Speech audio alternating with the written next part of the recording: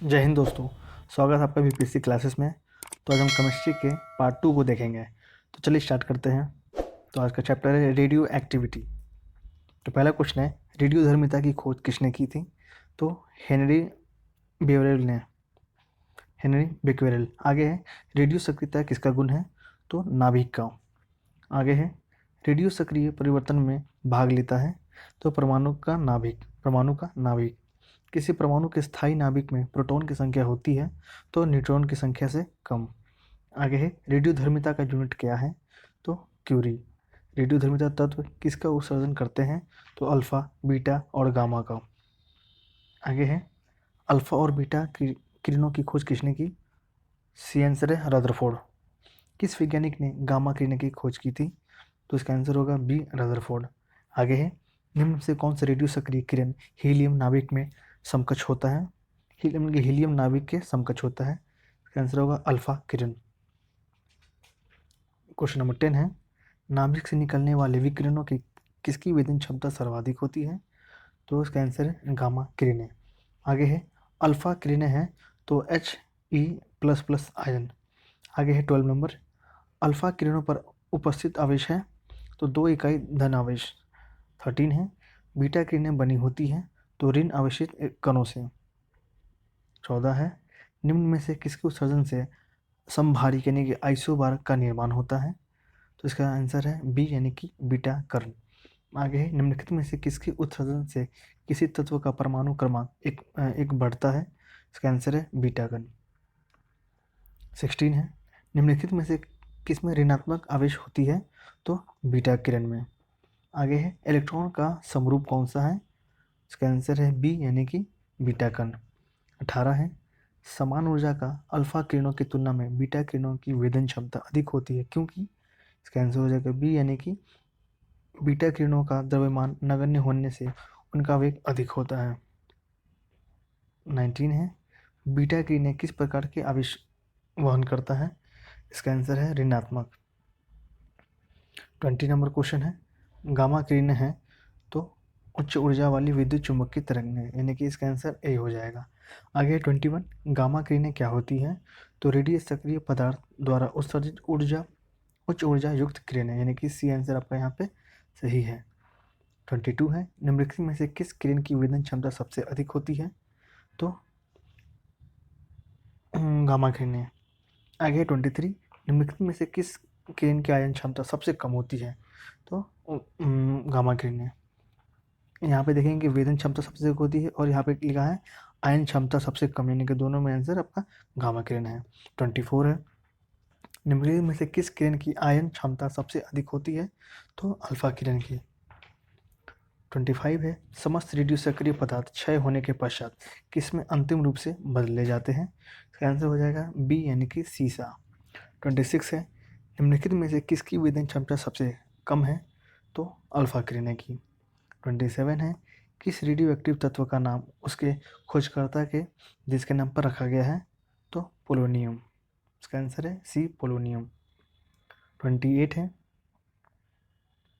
28, निम्नलिखित में से कौन सा तत्व प्राकृतिक रेडियो सक्रियता नहीं दर्शाता है? तो इसका आंसर हो जाएगा अल्युमिनियम। 29 है, नाभिकीय विखंडन के दौरान श्रृंखला अभिक्रिया को नियंत्रित करने के लिए न्यूट्रॉन का आवेशन करने हेतु निम्न में से किसका प्रयोग किया जाता है? इसका आंसर हो जाएगा बोरोन। इसका आंसर हो जाएगा बोरोन। आगे है 30, निम्नलिखित में से कौन एक रेडियो एक्टिव तत्व नहीं है? तो जार्केनियम इसका आंसर है जार्केनियम। आगे है 31, विघटन नाभिक यानी कि रेडियो धर्मी वस्तुओं को किस में बने पात्र में रखना चाहिए? तो पी बी इसका आंसर हो जाएगा 31 का ए। 32 है, एक बीटा कण के उत्सर्जन से परमाणु संख्या तथा परमाणु द्रव्यमान में क्या परिवर्तन होता है? इसका आंसर हो जाएगा ए यानी कि परमाणु क्रमांक 1 की वृद्धि व परमाणु द्रव्यमान अपरिवर्तित।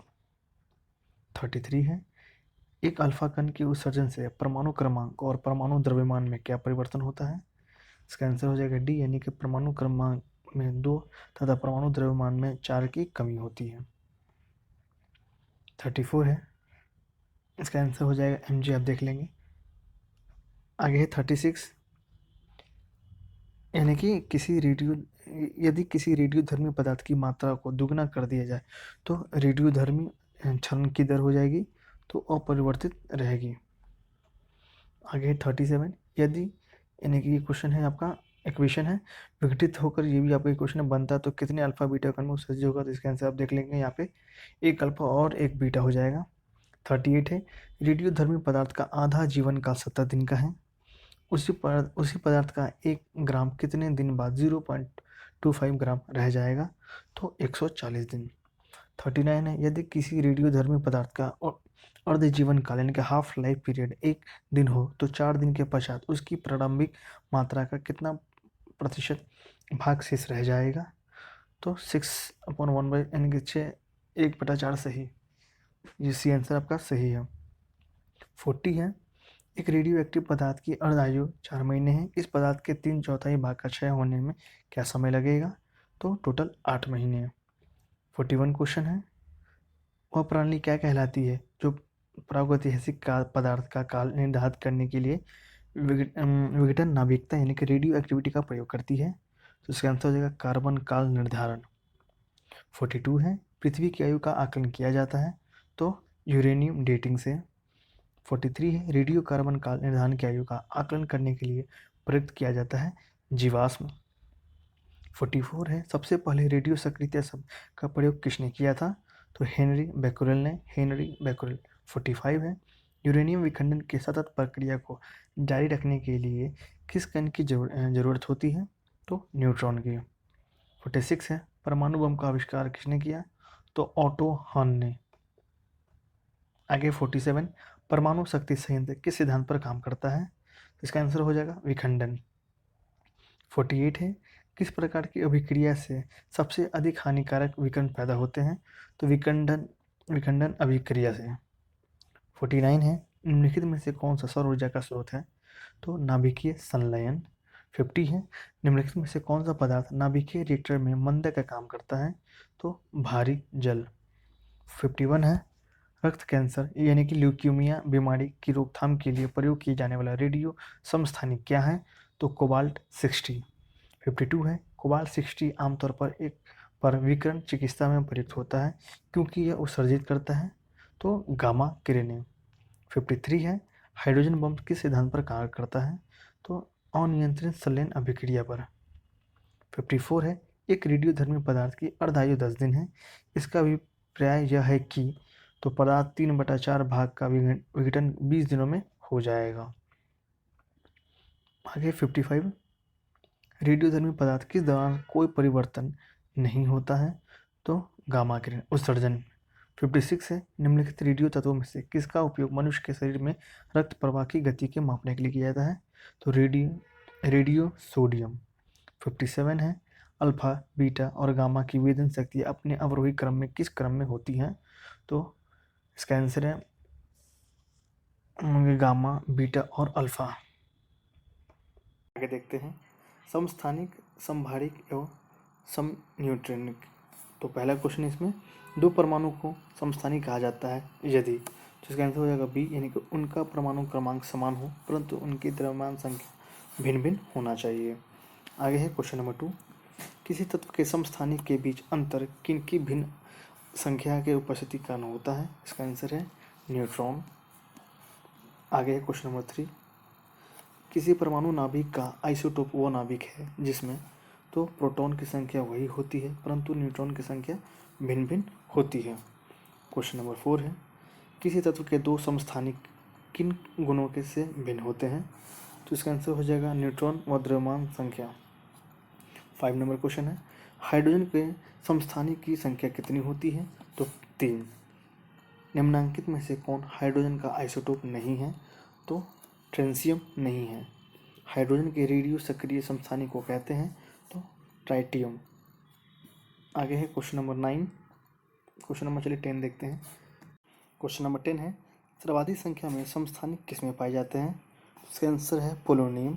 11 नंबर है, पोलोनियम की समस्थानिक संख्या कितनी है, तो 23। आगे है 12 नंबर, चट्टानों की आयु ज्ञात करने के लिए रेडियो एक्टिव आयु अंकन में किस समस्थानिक का उपयोग किया जाता है, तो इसका आंसर है ए, यानी कि यूरेनियम। आगे है परिसंचरण तंत्र में रक्त के थक्के की स्थिति का पता लगाने के लिए किस समस्थानिक का प्रयोग किया जाता है? तो N24। आगे है कोबाल्ट 60 आमतौर पर विकिरण चिकित्सा यथा कैंसर जैसे रोगों में प्रयुक्त होता है क्योंकि यह उत्सर्जित करता है, तो गामा किरण है। 15 है रक्त कैंसर ल्यूकेमिया को नियंत्रित करने के लिए उपयोग किए जाने वाला रेडियो आइसोटोप कौन सा है? तो इसका आंसर है कोबाल्ट 60। आगे है सूची 1 को सूची 2 से मिलान करें, तो इसका आंसर है सी, यानी कि ए का 3, बी का है 4, सी का है आपका 1 और डी का है 2। चलिए आगे देखते हैं 17 नंबर। वैसे नाभिक जिनमें न्यूट्रॉन की संख्या समान हो परंतु प्रोटॉन की संख्या भिन्न भिन्न हो क्या कहलाते हैं? तो सम न्यूट्रॉनिक। आगे है आइसोटोन होते हैं तो समान संख्या में न्यूट्रॉन। 19 है सम न्यूट्रॉनिक यानी कि आइसोटोन्स होते हैं जिनमें, इसका आंसर है डी है, यानी कि परमाणु क्रमांक तथा परमाणु भार भिन्न भिन्न किंतु न्यूट्रॉन की संख्या समान हो। 20 है इसका आंसर, यानी कि सम न्यूट्रॉनिक है। क्वेश्चन आप देख लेंगे यहाँ से।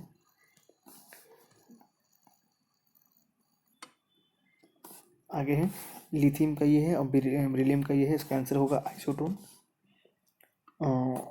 सेम इसी तरह है 23, इसका आंसर होगा सम न्यूट्रॉनिक। आगे 24 वे आयन जिनमें इलेक्ट्रॉन की संख्या समान होती है क्या कहलाते हैं? तो सम इलेक्ट्रॉनिक। आगे है एक क्वेश्चन आपका इक्वेशन है, इसका आंसर है एफ। आगे है 28 निम्नलिखित में से किसके उत्सर्जन से समभारी उत्पन्न होते हैं? इसका आंसर है बीटा कर्ण। 29 है निम्नलिखित युगों में से कौन से एक सही सम्मिलित है? तो केवल एक, यानी कि समस्थानिक यानी कि समान परमाणु संख्या परंतु भिन्न परमाणु सहित वाले परमाणु। आगे है 30 ट्राइटियम यानी कि टी में प्रोटॉन पी और न्यूट्रॉन एन की संख्या क्रमशः क्या है? तो 1p और 2n। तो आइए आप इसका अगला चैप्टर देखते हैं, रासायनिक बंधन। चलिए स्टार्ट करते हैं। पहला क्वेश्चन, धनायन तब बनता है जब, इसका आंसर होगा बी, यानी कि परमाणु इलेक्ट्रॉन खोता है। दूसरा क्वेश्चन है, ऋणायन तब बनता है जब परमाणु इलेक्ट्रॉन ग्रहण करता है। आगे है आयनों से बने हुए यौगिक का सामान्य नाम है, तो वैद्युत संयोजक। 4 नंबर क्वेश्चन है, एक आयनिक बंधन बनता है जब एक धातु तत्व संयोग अधातु तत्व से होता है। क्वेश्चन नंबर 5 है, विद्युत संयोजक बनता है, इसका आंसर है सी, यानी कि विपरीत अविष्ट आयनों के बीच। क्वेश्चन नंबर 6 है, निम्नलिखित यौगिक में से किसमें आयनिक बंध नहीं है? तो मीथेन में नहीं है। निम्नलिखित में से किस अणु में वैद्युत संयोजक बंधन है? तो CaCl2 में। क्वेश्चन नंबर 8 है, निम्नलिखित में से किसमें वैद्युत संयोजक बंधन है? तो NaBr में। आगे है क्वेश्चन नंबर 9, संयोजक आबंध किसके कारण बनता है? तो इसका आंसर है इलेक्ट्रॉनों के अंश भाजन। क्वेश्चन नंबर 10 है, जब एक ही तत्व के दो परमाणु परस्पर संयोग करते हैं तो उनके बीच की प्रकृति होगी अध्रुवीय संयोजक। आगे है 11 नंबर, मीथेन अणु में है, इसका आंसर है एकल संयोजक बंधन। इथिलीन अणु की आकृति होती है तो समतल त्रिकोणीय। 13 है, निम्नलिखित में से किस यौगिक की प्रकृति चतुष्फलकीय होती है? तो कार्बन टेट्राफ्लोराइड। क्वेश्चन नंबर 14 है, संयोजक यौगिक के द्रव्यनांक तथा क्वथनांक निम्न में होते हैं क्योंकि? इसका आंसर है इनमें अंतरनाविक बल कमजोर होते हैं। आगे क्वेश्चन नंबर 15, सोडियम क्लोराइड में होता है तो अब सहसंयोजक बंधन। जब एक रासायनिक बंधन बनता है तब क्या होता है? ऊर्जा हमेशा निर्मुक्त होती है। क्वेश्चन नंबर 17, कार्बन टेट्राक्लोराइड अणु की आकृति है, इसका आंसर हो जाएगा चतुष्फलकीय। क्वेश्चन नंबर 18 है, निम्न में से किस यौगिक में हाइड्रोजन आबंध नहीं है? तो CH4 में। क्वेश्चन नंबर 19 है, निम्न में से किस यौगिक में हाइड्रोजन आबंध विद्यमान है? तो HF में। क्वेश्चन नंबर 20 है, रैखिक संरचना वाला अणु है CO2। हाइड्रोजन क्लोराइड एक गैस है परंतु हाइड्रोजन फ्लोराइड एक निम्न क्वथनांक वाला द्रव है क्योंकि? तो हाइड्रोजन आबंध के कारण अणु संगुणित हो जाते हैं। क्वेश्चन नंबर 22 है, उस यौगिक को चिन्हित कीजिए जिनमें आयनी संयोजक तथा अपसंयोजक आबद्ध है। तो NH4Cl में। क्वेश्चन नंबर 23 है, जल के अधिक क्वथनांक का कारण क्या है? तो जल के अणुओं में हाइड्रोजन आबंध। क्वेश्चन नंबर 23 का आंसर होगा डी। आगे 24, द्रवित सोडियम क्लोराइड विद्युत धारा का प्रभाव कर सकता है क्योंकि इसमें उपस्थित होता है, तो मुक्त आयन। 25 है, ससंयोजी यौगिक का उदाहरण है CH3Cl3। आगे 26, हाइड्रोजन में एक इलेक्ट्रॉन लेकर हीलियम और इलेक्ट्रॉनिक विन्यास प्राप्त करने की प्रवृत्ति होती, इस आवृत्ति की समान रखता है, तो अक्रिय गैस। 27 है, निम्नलिखित में से कौन सा एक ससंयोजक यौगिक है?